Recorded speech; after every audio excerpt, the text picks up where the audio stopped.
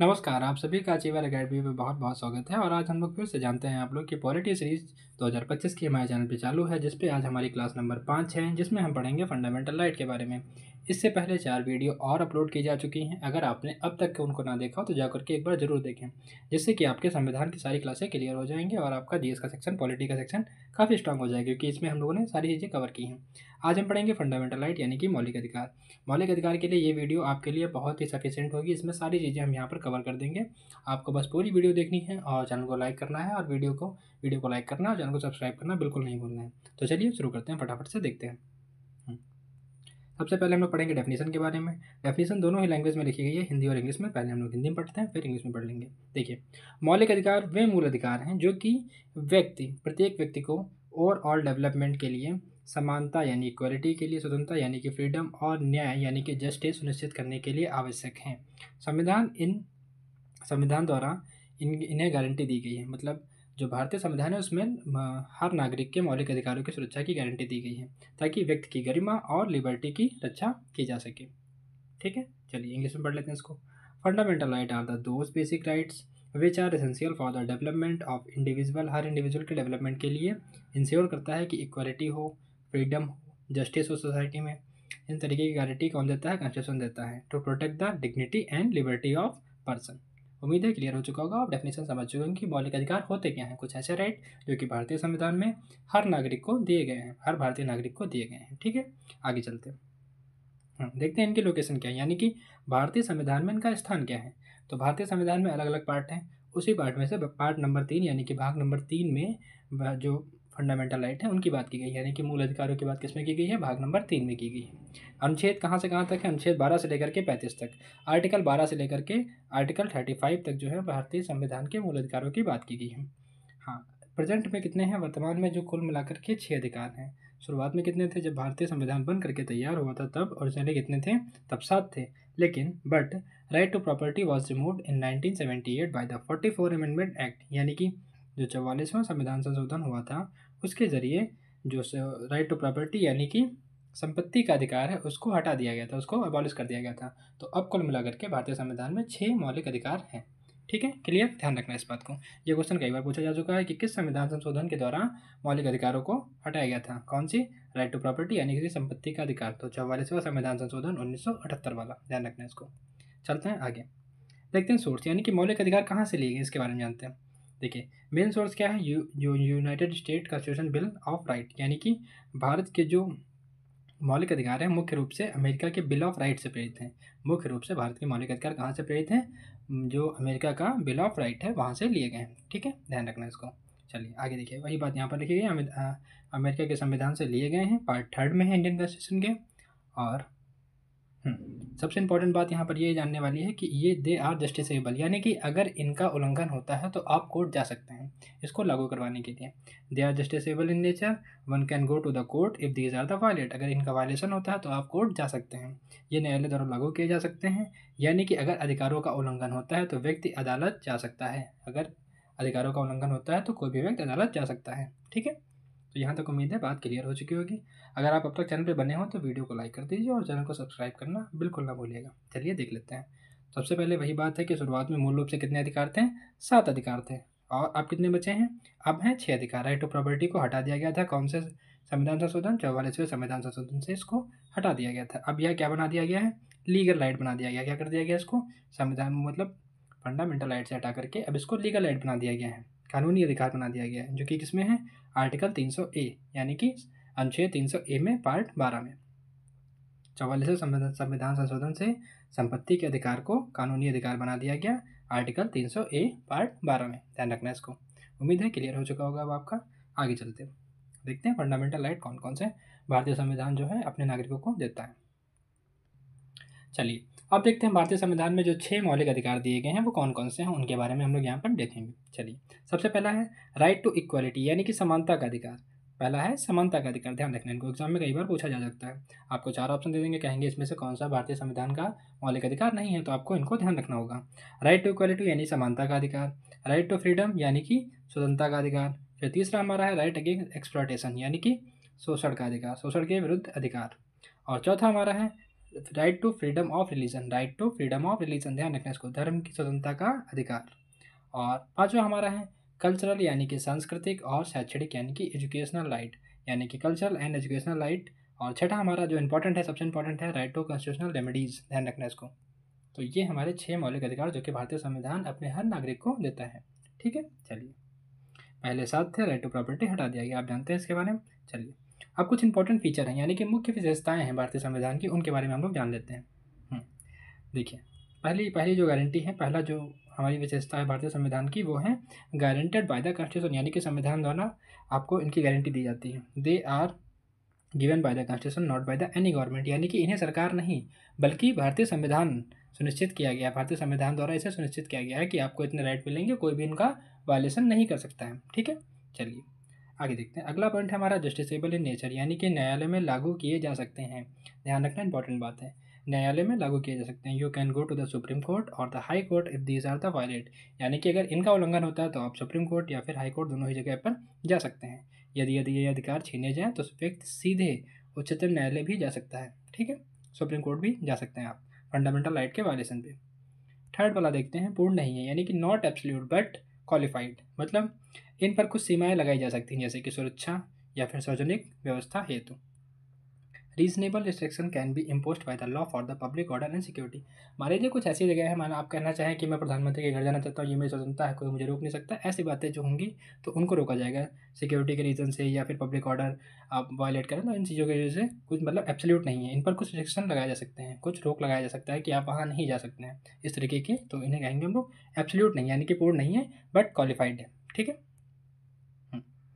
चौथा नंबर है अवेलेबल टू द सिटीजन, यानी कि अधिकतर अधिकार केवल नागरिकों को दिए गए हैं। ये इंपॉर्टेंट पॉइंट है, एग्जाम में पूछे जा सकते हैं, कौन कौन से राइट जो हैं भारतीय नागरिकों को हैं, कौन कौन से विदेशी नागरिकों को भी दिए गए हैं। तो जो कुछ राइट हैं, some rights are only for the citizen, यानी कि जो सिर्फ भारतीय नागरिकों को मिलते हैं। कौन कौन से हैं? 15 है, 16 है और 19 है, ध्यान रखना 15, 16, 19 कुछ अधिकार सिर्फ भारतीय नागरिकों को प्राप्त हैं। वो कौन कौन से हैं? 15, 16 और 19। ठीक है, ध्यान रखना इनको, एग्जाम में पूछे जाते हैं, बाकी सारे अवेलेबल होते हैं फॉरेन सिटीजन को भी। चलिए आगे देखते हैं हम लोग सस्पेंशन ऑफ ड्यूरिंग इमरजेंसी, यानी आपातकाल में निलंबन। मतलब अगर इमरजेंसी का पीरियड लगता है भारतीय, मतलब किसी भारत में कभी ऐसा समय जाता है कि आपको इमरजेंसी लगानी पड़ती है, तो आपके कुछ जो इंपॉर्टेंट फंडामेंटल राइट हैं वो मतलब सस्पेंड हो जाते हैं, कुछ टाइम के लिए सस्पेंड हो जाते हैं, खत्म नहीं होते हैं, लेकिन जितनी देर इमरजेंसी लगी हो उतनी देर के लिए उनको सस्पेंड कर दिया जाता है। During the national emergency some right, specially article जो 19 में दिए गए हैं, कैन बी सस्पेंड। अभी हम लोग पढ़ेंगे आगे आर्टिकल 19 में कौन से हैं, आर्टिकल 14 में कौन से, सारे सबको डिटेल में पढ़ेंगे। यहाँ पर सिर्फ इंपॉर्टेंट विशेषताएं कुछ पढ़ लेते हैं। राष्ट्रीय आपातकाल के समय में कुछ अधिकार स्थगित किए जा सकते हैं, ध्यान रखना इसको, इंपॉर्टेंट बात। हाँ, छठा पॉइंट है हमारा प्रोटेक्टेड बाय द जुडिशरी, यानी कि न्यायालय के द्वारा इनको प्रोटेक्शन मिलती है, यानी कि नगर पालिका द्वारा संरक्षित है ये। सर्वोच्च न्यायालय मौलिक अधिकारों का रक्षक है। Supreme court is the guardian of the fundamental right. Exam में कई बार पूछा गया क्वेश्चन है कि कौन गार्जियन है फंडामेंटल राइट का, तो supreme court is the guardian of fundamental right. ठीक है, ध्यान रखना इन बात को। आगे चलते हैं, अब देखते हैं एक एक आर्टिकल को आराम से समझते हैं। सबसे पहला हमारा है राइट टू इक्वलिटी, यानी कि समानता का अधिकार। ये राइट क्या इंश्योर करता है? The right ensure that every person is equal before the law and treat equally by the state, यानी कि हर नागरिक सरकार जो कानून के सामने है समान है, फिर चाहे वो प्रधानमंत्री हो या फिर कोई गरीब आदमी हो या फिर कोई उच्च अधिकारी हो या फिर कोई भी आम आदमी हो, सबके सब जो है कानून के सामने समान है। यानी कि यह कानून सुनिश्चित करता है कि हर व्यक्ति कानून के सामने समान है और राज्य सबके साथ समान व्यवहार करेगा, इस बात की सुनिश्चितता करता है। ठीक है, आगे चलते हैं। इक्वलिटी बिफोर लॉ, आर्टिकल 14 की बात करते हैं, जो क्या बात करता है? कानून के सामने समानता। No person is above the law, यानी कि लॉ से ऊपर कोई भी नहीं है। Every person everyone will be treated equally. ठीक है, ध्यान रखना इसको, कोई भी व्यक्ति कानून से ऊपर नहीं है, सभी को समान रूप से कानून का संरक्षण मिलेगा। एग्जाम्पल यहाँ पर प्राइम मिनिस्टर हो गया या फिर कोई भी कॉमन नागरिक हो गया, प्रधानमंत्री हो या फिर आम नागरिक हो, सभी एक ही समान कानून के अधीन है, ध्यान रखना इस बात को। अगला है हमारा आर्टिकल नंबर 15, जो कि क्या बात करता है? प्रोहिबिशन ऑफ द डिस्क्रिमिनेशन, यानी कि भेदभाव का निषेध, भेदभाव का निषेध। The state shall not discriminate against the anyone on the ground of religion, race, caste, sex, place of birth, यानी कि स्टेट जो है, राज्य जो है, किसी भी प्रकार का डिस्क्रिमिनेशन यानी कि भेदभाव नहीं कर सकता है किसी का भी, ऑन द बेसिस ऑफ किस पर? रिलीजन, धर्म के आधार पर, रेस के आधार पर, कास्ट और सेक्स, प्लेस ऑफ बर्थ, इन चीज़ों के आधार पर आप किसी के साथ में भेदभाव नहीं कर सकते हैं। यहाँ पर हिंदी में पढ़ लीजिए। राज्य किसी व्यक्ति के साथ कि कौन कौन सी बातों पर ध्यान रखना, धर्म के नाम पर, जाति के नाम पर, लिंग के आधार पर, नस्ल के आधार पर या जन्म स्थान के आधार पर भेदभाव नहीं करेगा, कोई भी राज्य नहीं करेगा, ध्यान रखना इसको।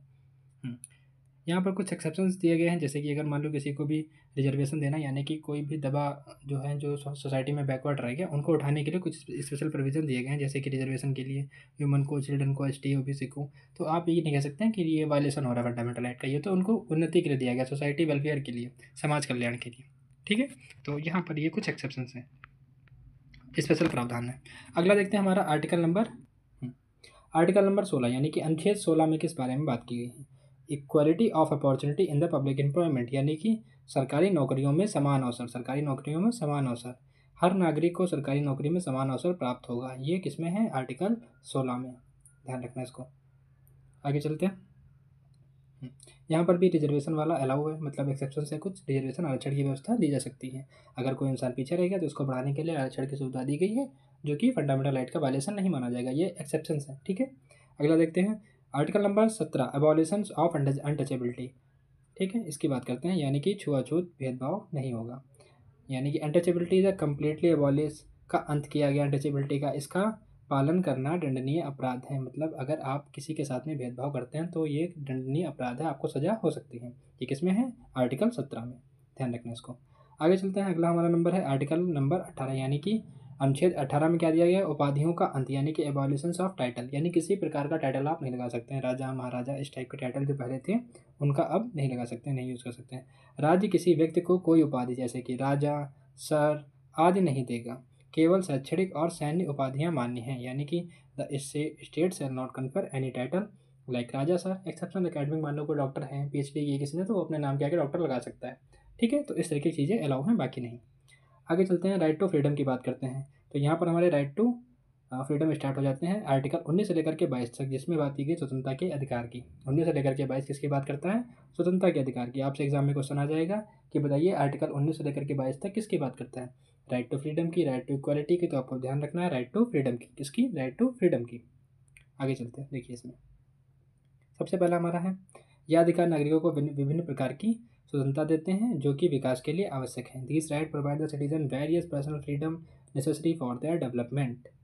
चलिए देखते हैं कौन कौन से हैं। सबसे पहले जो आर्टिकल 19 है उसमें देखते हैं 6 प्रकार की स्वतंत्रताएं भारतीय संविधान, 6 प्रकार की कौन कौन सी स्वतंत्रता है उनके बारे में हम लोग देख लेते हैं। देखिए सबसे पहला है हमारा freedom of speech and expression, यानी कि भाषण और अभिव्यक्ति की स्वतंत्रता। भाषण और अभिव्यक्ति की स्वतंत्रता ये भी पूछे जा चुके हैं। आर्टिकल 19 में आपको 4 ऑप्शन दिए जाएंगे, इसमें से कौन सा है या फिर इसमें से कौन सा नहीं है, तो आपको 6 ध्यान रखने पड़ेंगे। फ्रीडम टू असेंबली पीसफुली, यानी कि शांतिपूर्ण सभा करने की स्वतंत्रता, भाषण देने की अभिव्यक्ति की स्वतंत्रता है। दूसरा क्या है, फ्रीडम टू असेंबल पीसफुली, यानी कि आप शांतिपूर्ण सभा कर सकते हैं, करने की स्वतंत्रता है आपको शांतिपूर्ण तरीके से। तीसरा नंबर क्या है, संगठन और संघ बनाने की स्वतंत्रता, यानी कि freedom to form the association या फिर यूनियन, यानी कि आप संगठन बना सकते हैं, संघ बना सकते हैं, इसकी आपको पूरी स्वतंत्रता दी गई है। आगे चलते हैं। चौथा नंबर है freedom to move freely in India, यानी कि पूरे भारत में घूमने की स्वतंत्रता, आप कहीं भी जा सकते हैं, आपको कोई रोक नहीं सकता है, ठीक है, अगर आप भारतीय नागरिक हैं। फ्रीडम टू रिसाइड एनीवेयर, कहीं भी बसने की स्वतंत्रता, यानी कि कहीं पर भी आप जाकर के रह सकते हैं, मतलब राजस्थान में है तो गुजरात जा सकते हैं, यूपी आ सकते हैं, बिहार जा सकते हैं, मतलब अगर आप पर कोई रिस्ट्रिक्शन नहीं है, क्राइम करके नहीं जा सकते हैं तो आप पकड़ लिए जाएंगे, तो इस तरीके से नहीं है, ध्यान रखना इनको। अगला है हमारा छठा वाला, कोई भी पेशा या व्यवसाय करने की स्वतंत्रता, freedom to practise any profession. अब एनी प्रोफेशन का मतलब ये नहीं है कि आप इलीगल काम करने लगे, ठीक है, समझ रहे हैं ना आप, उन चीज़ों पर रिस्ट्रिक्शन है, लेकिन आप वैसे कोई काम कर सकते हैं, आपको कोई रोक टोक नहीं करेगा, अगर आप ठीक काम कर रहे हैं, इलीगल नहीं है तो फिर आप कर सकते हैं। अगला हमारा दिस फ्रीडम आर नॉट, ये देखो वही बात लिखी गई, this freedom are not absolute, reasonable restriction में भी इम्पोज्ड, इन सब पर रिस्ट्रिक्शन दी गई हैं कि आप मान लीजिए व्यवसाय करने की स्वतंत्रता है तो आप कुछ भी करने लगे, ऐसा नहीं कर सकते हैं, रिस्ट्रिक्शन है, आप लीगल कानून के अंदर ही काम कर सकते हैं, ठीक है। चलिए, वे स्वतंत्रता पूर्ण नहीं है, उच्च राज्य सीमाएं लगा सकता है। अगला हमारा आर्टिकल नंबर 20 जो कि बात करता है protection in the confess for the conviction for offence, यानी कि दोष सिद्ध होने पर सुरक्षा, दोष सिद्ध होने पर सुरक्षा, protection in the conviction of offence, बहुत इंपॉर्टेंट आर्टिकल है, ध्यान रखना इसको, दोष सिद्ध होने पर सुरक्षा। तो सबसे पहला है, इसमें जो 3 बातें दी गई हैं आपको ध्यान रखनी है, एग्जाम में पूछ लेता है कि आर्टिकल 20 में कौन कौन सी हैं। एक ही अपराध के लिए 2 बार सजा नहीं दी जा सकती, no double punishment for the same offence, यानी कि किसी भी व्यक्ति को एक ही अपराध के लिए 2 बार सजा नहीं दी जा सकती, इस बात को ध्यान रखना है, ठीक है। दूसरा क्या कहते हैं, no retrospective punishment for a law made later, यानी कि किसी भी पुराने कार्य के बाद बने कानून में सज़ा नहीं होनी चाहिए। मतलब अगर किसी ने क्राइम किया है पहले और एक कानून बना है उस क्राइम के लिए आज, यानी कि मान लीजिए कोई शीशा तोड़ने के लिए पहले कानून नहीं था कि कोई ऐसी सज़ा होनी चाहिए, लेकिन आज बन गया है, लेकिन उसने वो क्राइम पहले किया था, समझ रहे हैं ना आप? तो उसको सज़ा नहीं दी जा सकती। किसी भी पुरानी अगर आपने कानून आज बनाया है और उसने क्राइम परसों किया था, तब वो क्राइम के लिए कानून नहीं था, तो उसको सज़ा नहीं दी जा सकती। ठीक है, मतलब नए कानून के हिसाब से पुरानी पनिशमेंट नहीं दी जा सकती है किसी ने क्राइम किया है। अगला है सबसे इंपॉर्टेंट वाला, नो सेल्फ डिस्क्रिमिनेशन, यानी कि फोर्स कन्फेशन नहीं करवा सकते। मतलब कोई भी व्यक्ति किसी व्यक्ति को स्वयं के विरुद्ध गवाही देने के लिए मजबूर नहीं किया जा सकता। ध्यान रखना इंपॉर्टेंट बात है, किसी व्यक्ति को स्वयं के विरुद्ध गवाही देने के लिए मजबूर नहीं किया जा सकता।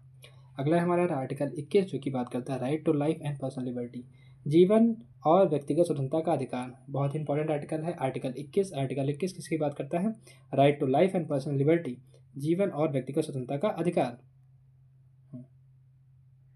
किसी व्यक्ति को उसके जीवन या स्वतंत्रता से वंचित नहीं किया जा सकता सिवाय कानून के अनुसार। सिवाय कानून के अनुसार, no one shall be deprived of his life और liberty except according to the procedure establish by the law, यानी किसी व्यक्ति को उसके जीवन या स्वतंत्रता से वंचित नहीं किया जा सकता सिवाय कानून के अनुसार।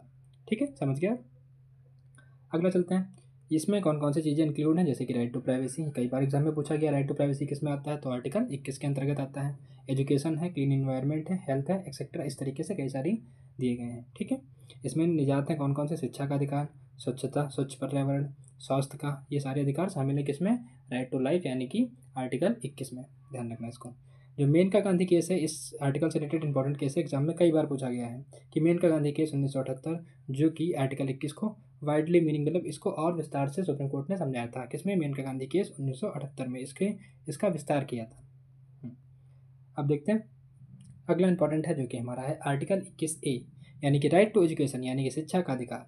आर्टिकल 21 तो राइट टू लाइफ की बात करता है, पर्सनल लिबर्टी की बात करता है, लेकिन जो राइट 21A है, आर्टिकल 21A, उसमें बात करता है शिक्षा का अधिकार।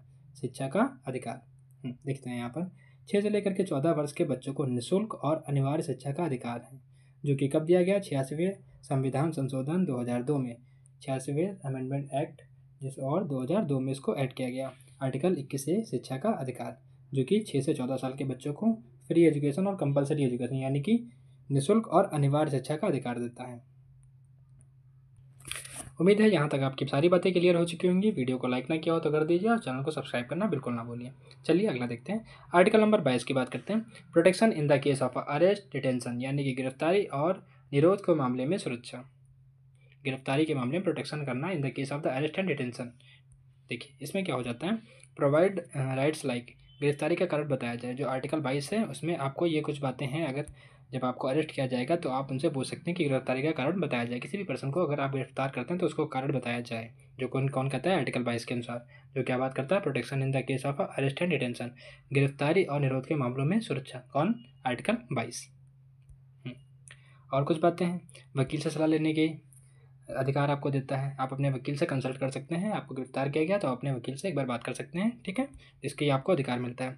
24 घंटे के अंदर मजिस्ट्रेट के सामने पेश किया जाएगा। अगर आपको अरेस्ट किया गया है और उसके बाद 24 घंटे के अंदर आपको मजिस्ट्रेट के सामने जाना होगा, वो ही डिसाइड करेगा कि आपको आगे फर्दर डिटेंशन में रखना है या फिर मतलब जेल में रखना है या फिर नहीं रखना है। तो ये 24 घंटे के अंदर मजिस्ट्रेट के सामने जाना है, वकील की सलाह है, और जब आपको अरेस्ट करेंगे तो आप उनसे पूछ सकते हैं कि किस अधिकार मतलब किस जुर्म में आप उन्हें अरेस्ट कर रहे हैं। ये तीनों अधिकार हमें मिलते हैं आर्टिकल 22 में। ध्यान रखना इसको, आर्टिकल 22 में। ठीक, आगे चलते हैं। अगला हमारा राइट अगेंस्ट एक्सप्लॉयटेशन, यानी कि 23 और 24वां, आर्टिकल नंबर 23, आर्टिकल नंबर 24 किसकी बात करते हैं? शोषण के विरुद्ध अधिकार की। किसके बाद में? शोषण के विरुद्ध अधिकार की बात करते हैं। तो देखते हैं 23 नंबर क्या कहता है, मानव तस्करी और जबरन मजदूरी का निषेध करता है। मानव तस्करी और जबरन मजदूरी का निषेध करता है। Prohibition of the human trafficking and force labour, यानी कि मानव तस्करी नहीं कर सकते हैं और जबरन किसी से मजदूरी नहीं करवाई जा सकती है। ये किसमें है? अनुच्छेद 23 में है। किसमें है? अनुच्छेद 23 में इसकी बात की गई है। अगला है, देखिए, मानव तस्करी बेगार और दसपूर्णता रूप से प्रतिबंधित हैं। ये मतलब सारी चीज़ें पूर्ण तरीके से प्रतिबंधित है। आप किसी से मानव तस्करी नहीं कर सकते हैं, बेगारी में काम नहीं करवा सकते हैं, इन तरीके की सारी चीज़ें प्रोहिबिशन आर्टिकल 21 में आती हैं।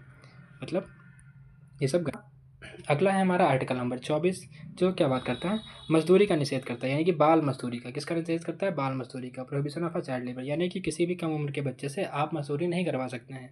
No child below the 14-year-old shall be employed in the any factory and hazardous work, यानी कि 14 वर्ष से कम आयु के बच्चे को किसी फैक्ट्री या फिर खतरनाक कार्य में नियोजित नहीं किया जा सकता, जो कि आर्टिकल 24 कहता है। यानी कि अनुच्छेद 24 किसकी बात करता है? बाल मजदूरी का निषेध की।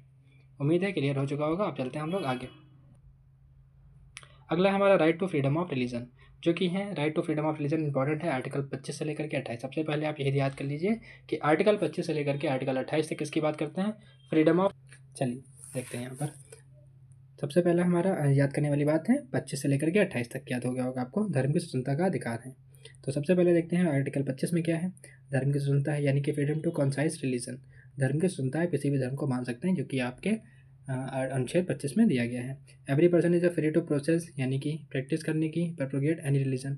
आप फ्री हैं, आप किसी भी धर्म को मान सकते हैं, यानी कि हर व्यक्ति को किसी भी धर्म मानने, पालन करने और प्रचार करने की स्वतंत्रता है। किसके जरिए? अनुच्छेद 25 के जरिए। अगला है हमारा अनुच्छेद नंबर 26, जो कि अनुच्छेद 26 यानी आर्टिकल 26 की बात करते हैं। Freedom to manage the religious affair, धार्मिक कार्यों का प्रबंधन, यानी कि धार्मिक समूह अपने संस्थान और संपत्ति का प्रबंध स्वयं कर सकते हैं। मतलब रिलीजन का group can manage there on institution and property. ठीक है। अगला है हमारा 27वां नंबर, जो कि है आर्टिकल नंबर 27, जिसमें धर्म प्रचार का कर का निषेध है। मतलब no tax for the religion promotion, कोई आपसे ज़बरदस्ती पैसा नहीं ले सकता धर्म के नाम पर कि हमको ये करवाना है, आप धार्मिक हैं, इस धर्म से संबंधित हैं, तो आप इसके लिए पैसा ज़बरदस्ती दीजिए। आप अपने मन से दे सकते हैं, लेकिन कोई ज़बरदस्ती आपसे पैसा नहीं ले सकता है। किसी भी धर्म प्रचार के लिए किसी व्यक्ति पर कर नहीं लगाया जा सकता, कोई भी टैक्स नहीं लगाया सकता किसी भी रिलीजियस को प्रमोट करने के लिए। अगला है आर्टिकल नंबर 28वां, जो कि बात करता है no religion institution in the government school. मतलब सरकारी विद्यालयों में धार्मिक शिक्षा का निषेध। किसी प्रकार की धार्मिक शिक्षा सरकारी विद्यालयों में नहीं दी जाएगी। Government funded school can not impart the religion instruction, मतलब सरकारी सहायता प्राप्त विद्यालयों में धार्मिक शिक्षा नहीं दी जाएगी। ठीक है, आगे चलते हैं। अगला है हमारा आर्टिकल 29 और 30, जो कि बात करता है सांस्कृतिक और शैक्षणिक अधिकार की। शैक्षणिक और सांस्कृतिक अधिकार की, कल्चरल एंड एजुकेशनल राइट। तो देखते हैं जो अनुच्छेद 29 है उसमें किस बारे में बात की गई है। अनुच्छेद 29 में protection of the interest of minority, यानी कि अल्पसंख्यकों के हितों की रक्षा, अल्पसंख्यकों के हितों की रक्षा की बात की गई। Minority can preserve their language, यानी कि जो माइनॉरिटी हैं वो लोग अपनी भाषा को, अपनी स्क्रिप्ट को, अपने कल्चर को बचा सकते हैं। इसका अधिकार किसमें होने, आप उनको फॉलो कर सकते हैं। अल्पसंख्यक अपनी भाषा, लिपि और संस्कृति की रक्षा कर सकते हैं, जो कि अनुच्छेद 29 में है। अगला हमारा है अनुच्छेद 30 में, जो कि बात करता है right of minority to establish the educational institution, यानी कि शैक्षणिक संस्थान स्थापित करने का अधिकार। शैक्षणिक संस्थान स्थापित करने का अधिकार किसमें है? अनुच्छेद 30 में है। अनुच्छेद 30 में है। अल्पसंख्यक समुदाय अपने विद्यालय और शैक्षणिक संस्थान स्थापित कर सकते हैं, इसकी छूट है उन्हें आर्टिकल 30 के जरिए। अगला हमारा आर्टिकल नंबर मतलब 6 वाला फंडामेंटल राइट, जो छठा था, जिसमें बात की गई है article 32 right to constitutional remedies, यानी कि संवैधानिक उपचार का अधिकार। काफ़ी इंपॉर्टेंट आर्टिकल है ये, डॉक्टर अम्बेडकर ने इसी को कहा है राइट टू कॉन्स्टिट्यूशनल, मतलब heart and soul of Indian constitution, heart and soul of इसी को बोला है। तो देखिए पहले समझ लेते हैं इसमें क्या क्या दिया गया है। आर्टिकल नंबर 32 में संवैधानिक उपचार का अधिकार की बात की गई है, जो कि if any fundamental right is violate, यानी कि अगर आपका कोई भी मौलिक अधिकार वायलेट होता है, a person can directly approach the supreme court, मतलब वो पर्सन कहाँ जा सकता है? सीधे उच्च न्यायालय में जा सकता है। ये कौन अधिकार देता है? Article 22 right to constitutional remedies. यदि किसी व्यक्ति का मौलिक अधिकार भंग होता है तो वह सीधे सर्वोच्च न्यायालय जा सकता है। यहाँ पर वही बात लिखी गई है, काफ़ी बार एग्जाम में पूछी गई है आपसे कि doctor Ambedkar call it the heart and soul of the constitution, मतलब जो डॉक्टर बी आर अम्बेडकर थे, ड्राफ्टिंग कमेटी के हेड, उन्होंने क्या कहा इसे? डॉक्टर भीमराव अम्बेडकर ने इसे संविधान का हृदय और आत्मा कहा है। किसको? आर्टिकल 32 को, आर्टिकल 32 को, राइट टू कॉन्स्टिट्यूशनल रेमेडीज, ध्यान रखना इसको। Ambedkar call it the heart and soul of constitution, ध्यान रखना, काफ़ी बार इसका एग्जाम में आया हुआ क्वेश्चन। अब अगर आप सुप्रीम कोर्ट के पास जाएंगे आर्टिकल 32 के जरिए, तो वो लोग मतलब जो भारतीय नागरिक हैं उनके अधिकारों को बचाने के लिए 5 टाइप के रिट्स जारी करता है, रिट जारी करता है सुप्रीम कोर्ट जो है, 5 टाइप की रिट जारी करता है। तो देख लेते हैं वो कौन कौन से टाइप की रिट्स हैं issued by the supreme court. High court भी कर सकता है, आर्टिकल 226 के अकॉर्डिंग आप हाई कोर्ट भी जा सकते हैं, वो भी रिट जारी करता है। लेकिन फंडामेंटल राइट के मामले में कौन कौन सी रिट जारी होती है उनको पढ़ते हैं यहाँ पर हम लोग। देखिए सबसे पहले हैबियस कॉर्पस। हैबियस कॉर्पस यानी कि व्यक्ति को न्यायालय में प्रस्तुत करो। मतलब अगर किसी को भी अरेस्ट किया गया है तो हैबियस कॉर्पस के जरिए प्रोड्यूस द बॉडी, उसके शरीर को दिखाओ, यानी कि व्यक्ति को न्यायालय में प्रस्तुत करो। अगला है हमारा मैंडेमस यानी कि वी कमांड, हम आपको आदेश देते हैं। वी कमांड आदेश देना। एग्जाम में कई बार आ जाता है कि मैंडेमस का क्या मतलब हुआ, तो आदेश देना, वी कमांड। ठीक है, ध्यान रखना इसको। अगला है प्रोहिबिशन, स्टॉप इलीगल एक्शन, यानी कि कार्रवाई को रोकना। कोर्ट जो है अपने जूनियर कोर्ट से कहता है कि प्रोहिबिशन, आप इस मैटर पर आगे सुनवाई नहीं कर सकते, तो उसको कहते हैं यहाँ पर। अगला है हमारा certiorari, transfer case to the high court. मतलब इसमें भी सिंपल सा वही मामला है कि जो जूनियर कोर्ट होती हैं उनसे केस अपने तरफ मंगा लेता है कि ये आपके अधिकार क्षेत्र में नहीं आता है, तो ये जो आप जिस पर भी केस पर सुनवाई कर रहे हैं इसको जो है हाई कोर्ट को ट्रांसफ़र कर दीजिए। तो इससे क्या होता है, certiorari, transfer to the case to high court, मामले को उच्च न्यायालय में लाना। अगला है हमारा 5वां नंबर है क्यू वारंटो। क्यू वारंटो यानी कि बाई व्हाट अथॉरिटी। इसका मतलब होता है कि आपने किस अधिकार से, किस पद पर होकर, मतलब आपके अधिकार क्षेत्र में ये आता था जो आपने काम किया है, किस अधिकार से आपने ये काम किया है। मतलब कोई भी अधिकारी अगर कोई भी ऐसा काम करता है जो जिससे भी किसी का फंडामेंटल राइट वायलेट होता है तो क्या पूछता है, तो कोर्ट उसमें क्यू वारंटो इशू करता है, रेट जारी करता है और पूछता है कि बाई व्हाट अथॉरिटी, किस अधिकार के पद पर से आपने ये काम किया। ठीक है, तो ये थे हमारे कुछ इंपॉर्टेंट रेट्स। अगला है हमारा मौलिक अधिकारों का निलंबन, फंडामेंटल राइट का निलंबन। कुछ इंपॉर्टेंट बात है, एग्जाम में ये भी आता है कई बार कि इमरजेंसी के दौरान कौन सा आर्टिकल सस्पेंड हो सकता है, कौन सा नहीं हो सकता है। तो देखिए, राष्ट्रीय इमरजेंसी यानी कि नेशनल इमरजेंसी के दौरान आर्टिकल 19 कैन बी सस्पेंड। ध्यान रखना, राष्ट्रीय इमरजेंसी में सिर्फ होता है, राष्ट्रीय आपातकाल के दौरान ही हो सकता है, बाकी में नहीं हो सकता है। तो article 19 can be suspend during the national emergency, article 19 suspend हो जाता है। लेकिन आर्टिकल जो 20 और 21 हैं वो can not be suspend during the emergency. Article 20 और आर्टिकल 21 सस्पेंड नहीं हो सकते हैं आपातकाल के दौरान भी। इस बात को ध्यान रखना, कई बार एग्जाम में पूछा गया कि कौन से अधिकार जो हैं आपातकाल के समय में भी निलंबित नहीं होते हैं, तो कौन से होते हैं, 20 नंबर और 21 नंबर, आर्टिकल 20 और आर्टिकल 21। ठीक है, ध्यान रखना। कुछ इंपॉर्टेंस है फंडामेंटल राइट की, महत्व क्या है, इनका उद्देश्य क्या है, मतलब ये भारतीय संविधान में क्यों ऐड किए गए हैं, इनके बारे में कुछ इनके उद्देश्य देख लीजिए यहाँ पर। तो पहला उद्देश्य इनका ये है कि to establish the equality among the citizen, यानी कि नागरिकों में समानता स्थापित करना, हर नागरिक को समान बनाना, किसी के साथ भी डिस्क्रिमिनेशन ना हो सके, इसके लिए हम लोग कुछ फंडामेंटल राइट को बनाना जरूरी था। अगला है व्यक्तिगत स्वतंत्रता, यानी कि व्यक्ति की आज़ादी देना, to provide the personal liberty and freedom of the expression. व्यक्तिगत स्वतंत्रता देना इंसान को, व्यक्ति की आज़ादी देना कि वो अपने मन से कोई काम कर सके, हर नागरिक अपने मन से कुछ कर सके उसके लिए। अगला है to protect the citizen from the exploitation and injustice, मतलब किसी के साथ भी शोषण ना हो, शोषण और अन्याय से नागरिकों की रक्षा करने के लिए कुछ मौलिक अधिकार दिए गए हैं। अगला है हमारा to maintain the secularism and religion freedom, धर्मनिरपेक्षता और धार्मिक स्वतंत्रता बनाए रखना ही भी भारतीय संविधान के अधिकार में आता है। ठीक है, आगे चलते हैं। अगला है हमारा व्यक्ति की गरिमा और राष्ट्रीय एकता को मजबूत करना, प्रमोट करता है नेशनल यूनिटी को और डिग्निटी ऑफ द इंडिविजुअल को। तो उम्मीद है ये समझ चुके होंगे आप। इस तरीके के भी स्टेटमेंट कई बार एग्जाम में आ जाते हैं कि बताइए किस लिए भारतीय संविधान में जो है फंडामेंटल राइट दिए गए हैं, तो इन सब चीज़ें आपसे हो सकती हैं, एग्जाम में पूछे जा सकते हैं। अगला पॉइंट है हमारा कुछ इंपॉर्टेंट अमेंडमेंट हैं जो कि संविधान से रिलेटेड हैं, कई बार एग्जाम में पूछे जाते हैं रैपिडली एग्जाम में। तो देखिए, जो सबसे पहला अमेंडमेंट है यानी कि संशोधन है, भारतीय जो संवैधानिक संशोधन है वो कौन सा है, 1991 वाला, पहला संविधान संशोधन 1991 वाला में, जिसमें कुछ एडनेबल रिस्ट्रिक्शन ऐड किए गए थे आर्टिकल 19 में, कुछ रीजनेबल रिस्ट्रिक्शन ऐड किए गए थे किसमें, आर्टिकल 19 में। ठीक है, लैंड रिफॉर्म के लिए इसको लाया गया था। अगला है हमारा 44वां संविधान संशोधन 1978 वाला, जिसमें आप जानते हैं कि राइट टू प्रॉपर्टी यानी कि संपत्ति के अधिकार को फंडामेंटल राइट से लीगल राइट बना दिया गया था, जो कि आर्टिकल 300A में निहित है, ध्यान रखना। अगला है हमारा 86वां संविधान संशोधन 2002 का, जिसमें ऐड हुआ था शिक्षा का अधिकार, जो कि 6 से 14 साल के बच्चों को दिया गया था, अनुच्छेद 21 का में, अनुच्छेद 21 का में, 21A में, ध्यान रखना इसको। अगला है हमारा इंपॉर्टेंट केस लॉज यानी कि जजमेंट की समरीज। कुछ इंपॉर्टेंट केस हैं जो कि एग्जाम में आपसे डायरेक्ट पूछे जाते हैं कि कौन सा केस किस भारतीय संविधान के जो मूल अधिकार है उससे रिलेटेड है। तो देखिए, केशवानंदन भारती केस जो है वो किसकी बात करता है, बेसिक स्ट्रक्चर ऑफ डॉक्ट्रिन, यानी कि मूल जो भारतीय संविधान का जो बेसिक डॉक्ट्रिन है, स्ट्रक्चर है, उसको आप बदल नहीं सकते हैं। ये कौन कहता है, केशवानंद भारती केस 1973 वाला, ध्यान रखना इसको। अगला है हमारा मेनका गांधी केस 1978 वाला, जो कि राइट टू लाइफ यानी कि आर्टिकल 21 को एक्सपेंड करता है, उसको और ब्रॉड करता है, उसका विस्तार से यहाँ पर बताया गया है किसमें, सुप्रीम कोर्ट के जो मेनका गांधी केस 1978 वाला है। अगला है मिनर्वा मिल केस जो कि 1980 में हुआ था। इसमें बताया गया बैलेंस फंडामेंटल राइट और डीपीएसपी यानी कि मौलिक अधिकार और नीति निर्देशक तत्वों के बीच में एक बैलेंस को बात की गई है, किसमें, मिनर्वा मिल केस में। ठीक है, अगला हमारा AK गोपाल केस जो 1950 में हुआ था, इसमें पर्सनल लिबर्टी को डिफ़ाइन किया गया था। इस केस में पर्सनल लिबर्टी को डिफ़ाइन किया गया था। तो ये थे सारे इंपॉर्टेंट पॉइंट हमारे फंडामेंटल राइट के। अगर आपको वीडियो पसंद आई हो तो कमेंट सेक्शन में अपना जवाब ज़रूर दें और वीडियो को लाइक करें और चैनल को सब्सक्राइब करना बिल्कुल ना भूलें। चलिए, थैंक यू।